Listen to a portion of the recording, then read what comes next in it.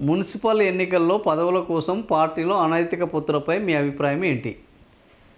అంటే అధికారం కోసం ఎంతకైనా తెగిస్తారు అని 84% మంది అభిప్రాయపడుతున్నారు. తప్పని పరిస్థితుల్లో పొత్తు పెట్టుకుంటున్నారు అని 7% మంది, అధిష్టానానికి సంబంధం లేని పొత్తులని 4% మంది, ప్రజా తీర్పునకు అర్థం లేదు అంటున్న వాళ్ళు 5% మంది.